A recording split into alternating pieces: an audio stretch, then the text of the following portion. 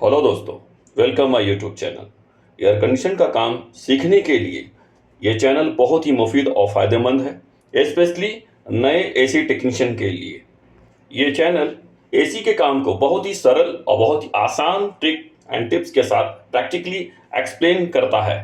तो दोस्तों से रिक्वेस्ट है तो मेरे चैनल से जुड़े, मेरे चैनल को सब्सक्राइब करें ताकि हमें और बेहतर वीडियो बनाने का हौसला हिम्मत मिले। Thank you. ये एक CAC एसी है। ओके, तो इसमें दो पार्ट है, एक कंडेंसिंग यूनिट है और दूसरा AHU यूनिट है। इसका मॉडल CX120 है। इसका मतलब है कि ये 10 टन का एसी है। दो कंप्रेसर है, यानी कि एक कंप्रेसर 5 टन का है। एसी देखने में बहुत पुराना है, लेकिन इसको फर्स्ट टाइम स्टार्ट करने के लिए साइट पे विजिट किए हैं।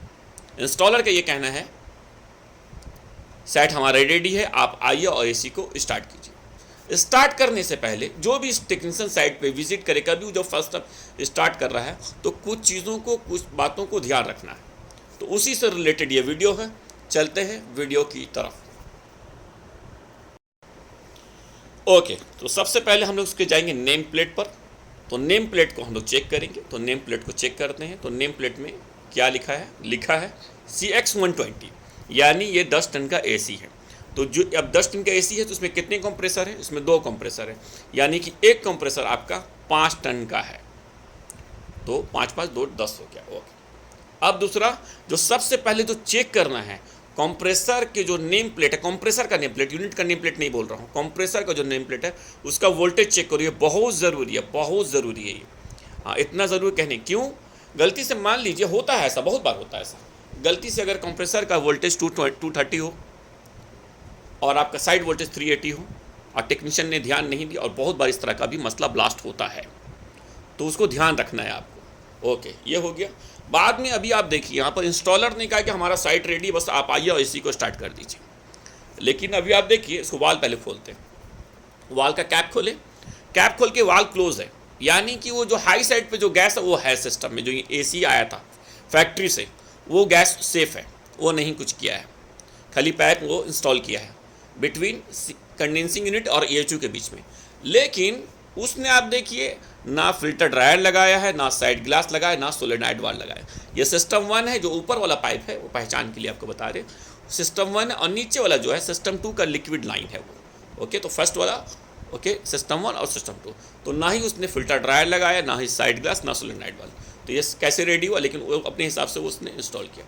दूसरा जो चीज़ चेक करना है, जो ये TW है, यूनिट का मॉडल है TW, ये ट्रांसपोर्टेशन ब्रैकेट है, ये आपको निकाल के फेंक देना है, निकाल के इसको थ्रो कर देना, हटा देना, एसी से हटा देना है। ये ट्रांसपोर्टेशन ब्रैकेट है। टोटल ये 6 पीस है, 3 बैक साइड और 3 सामने में। दूसरा यहाँ पर आप देखेंगे, बिफोर कमीशनिंग इसको फिल करना है, इसमें ग्रीस डालना है। ग्रीस गन का इस्तेमाल करके वो जो पिलो बैरिंग है, जो ब्लोअर शाफ्ट में, उसमें ये जाता है। तो स्टार्ट करने से पहले, एसी को स्टार्ट करने से पहले आपको ट्रांसपोर्टेशन ब्रैकेट निकालना होगा, और उसमें जो आपको जो होस दिख रहा है 1/4 का, उसमें ग्रीस को फिल करना होगा। इस बात को ध्यान रखना है। बाद में इधर आएंगे, बाद में यहाँ देखिए आपको एक्सपेंशन वाल्व है। ये एक्सपेंशन वाल्व में जो एक कैपिलरी ट्यूब आपको जो नज़र आ रहा है, वो आपको, हाँ ये देखिए, उसमें लिखा भी है, कन्फ्यूज़न होने की ज़रूरत नहीं, उसमें नेम स्टिकर है। बट इफ़ बाई चांस अगर स्टिकर नहीं नज़र आए, तो याद रखिए कि अंदर वाला जो है, अंदर के हिस्से पे वो सिस्टम 1 है, और जो बाहर की तरफ आ रहा है, अगर आप एसी के सामने खड़े होंगे तो राइट वाला आपका सिस्टम 2 हो जाएगा और लेफ्ट वाला सिस्टम 1 हो जाएगा। समझने के लिए आसानी बात, कभी कभी स्टिकर, एसी पुराना होता है, स्टार्ट करने में टाइम लगता है, क्योंकि इंस्टॉलर को इंस्टॉल करने में टाइम लगता है, तो स्टिकर मिट जाता है। ओके, यहाँ पर देखिए। ओके, तो ये आपका बाएं वाला, तो पहचान है उसका, ठीक है ना। तो ये कैपिलरी ट्यूब, हाँ, 2 में वहाँ पर मेंशन है, और 1 का 1 में, ये हो गया। बाद में फिल्टर लास्ट में इस्तेमाल करना, स्टार्ट होने के टाइम, फाइनल पे, उससे पहले लगा के फ़ायदा नहीं है ना। कभी कभी लोग लगा देते हैं और इसी 1 साल के बाद, 2 साल के बाद इंस्टॉल हो रहा है, स्टार्ट हो रहा है। जैसे यहाँ पर आप देखिए, एसी को देख के लग रहा है कि बहुत पुराना, 10 साल पुराना है, लेकिन ऐसा नहीं। दूसरी बात, सोलेनॉइड वाल्व में आप उसको किसी में एरो रहता है, किसी में इन आउट रहता है। अगर आप गौर करेंगे तो आपको वीडियो में पता नज़र आ रहा है कि नहीं आ रहा है, इन आउट रहता है, तो उसको फॉलो करें, ठीक है, उसको ज़रूर देख लें। तो हाँ, परेशान होने की ज़रूरत नहीं है। तो किसी में एरो रहता है, किसी में इन एंड आउट रहता है।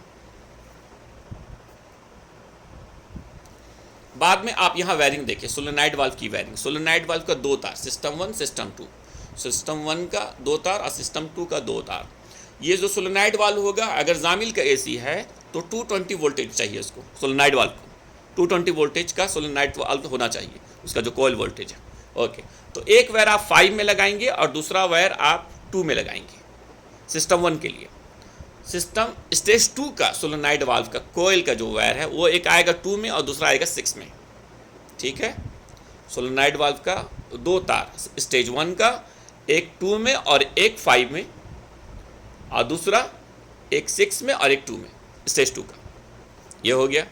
ये जो आप 1A 1B देख रहे हैं, ये आपका है स्मोक डिटेक्टर के लिए। 1A 1B स्मोक डिटेक्टर के लिए है। सोलेनॉइड का 5 में डालो, सिस्टम 2 का सोलेनॉइड का वायर 6 में डालो, और दोनों का एक एक वायर जो बच रहा है वो दोनों यहाँ पर कम डाल दो, क्योंकि ये 2 नंबर पूरा कॉमन एक ही लाइन है। हो गया भाई, कुछ सवाल है? अगर 3 वायर होगा तो तीसरी नहीं लगेगी ना? नहीं, तीसरी फायर अलार्म मुदीर, fire alarm 1B 1A هذا الريفوم جبر ركب قفله سم اوكي بس ايوه لازم يبقى continuity okay बस هذا कर दे भाई। इस वीडियो में इतना ही, क्योंकि साइट रेडी नहीं है, क्योंकि लिक्विड लाइन में इंस्टॉलर ने फिल्टर ड्रायर साइड लगा, सोलेनॉइड वाल्व नहीं लगाया है। साइट जब रेडी होगा तो हम इस वीडियो को कंटिन्यू करेंगे और इस वीडियो को कंप्लीट करेंगे। ओके, इस वीडियो में इतना ही, थैंक यू। हेलो दोस्तों, अगर आप बेजुएसी का काम सीखना चाहते हैं तो मेरे इस चैनल को सब्सक्राइब करें, लाइक करें, शेयर करें। Thank you.